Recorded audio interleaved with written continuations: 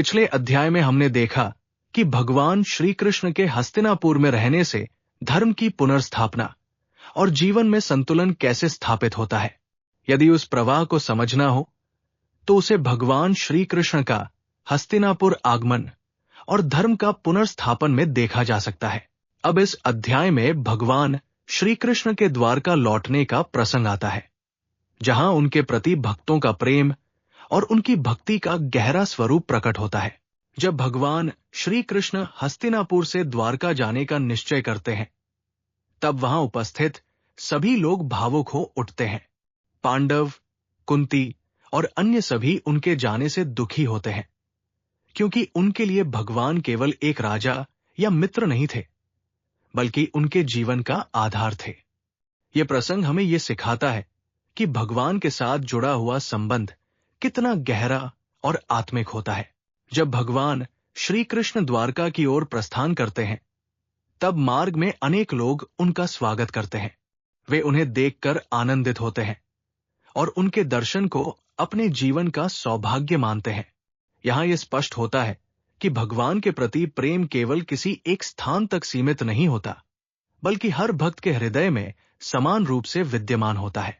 जब भगवान द्वारका पहुंचते हैं, तब उस नगरी का अत्यंत सुंदर वर्णन किया गया है। द्वारका एक समृद्ध, सुसज्जित और आनंदमय नगरी है, जहां हर ओर उत्सव का वातावरण है। लोग भगवान के स्वागत के लिए उत्साहित होते हैं और पूरे नगर में एक दिव्य आनंद की अनुभूति होती है। द्वारका के लोग भगवान श्री कृष्ण के प्रति अत्यंत प्रेम और श्रद्धा रखते हैं। वे भगवान के दर्शन के लिए उत्सुक रहते हैं और उनके प्रति अपना प्रेम विभिन्न रूपों में व्यक्त करते हैं। कुछ लोग उन्हें भगवान के रूप में देखते हैं, तो कुछ उन्हें अपने प्रिय मित्र के रूप में अनुभव करते हैं। ये भक्ति का वह स्वरूप है जिसमें संबंध और प्रेम दोनों का समावेश होता है। इस अध्याय में भगवान श्री कृष्ण के दिव्य स्वरूप का भी विस्तार से वर्णन किया गया है। उनका रूप, उनकी मुस्कान और उनका व्यवहार सभी को आकर्षित करता है। लोग उनके दर्शन से ही आनंद का अनुभव करते हैं और उनका मन भगवान में स्थिर हो जाता है। ये अध्याय विशेष रूप से ये दर्शाता है कि भक्ति केवल ज्ञान या कर्म का विषय नहीं है, बल्कि ये भाव और प्रेम का विषय है। जब भक्त भगवान के प्रति सच्चे प्रेम से जुड़ता है, तब उसका जीवन स्वतः ही बदलने लगता है। इसी भक्ति के महत्व को पहले भी स्पष्ट किया गया है भागवत कथा का महत्व और भक्ति का सार में, जहां यह बताया गया है कि सच्चा धर्म भक्ति में ही निहित है। इस अध्याय में भगवान और भक्त के बीच के संबंध का अत्यंत सुंदर चित्रण किया गया है।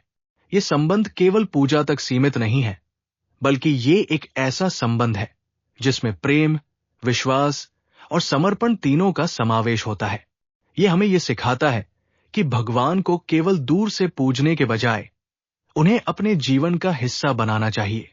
यदि पूरे स्कंध 1 को देखा जाए, तो ये यात्रा एक जिज्ञासा से शुरू होकर भक्ति के भाव तक पहुंचती है। जिस जिज्ञासा की शुरुआत पहले हुई थी, उसे मंगलाचरण और नैमिषारण्य में ऋषियों के प्रश्न में देखा जा सकता है। अब ये अध्याय उस यात्रा को भाव और प्रेम के स्तर पर ले जाता है।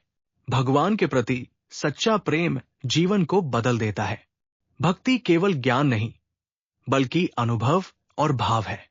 भगवान और भक्त का संबंध अत्यंत गहरा होता है। श्रद्धा और समर्पण से ही भक्ति पूर्ण होती है। ये अध्याय हमें ये सिखाता है कि भगवान के प्रति प्रेम और भक्ति ही जीवन का सबसे बड़ा आधार है। जब मनुष्य भगवान को अपने जीवन में स्थान देता है, तब उसका जीवन आनंद, शांति और संतुलन से भर जाता है।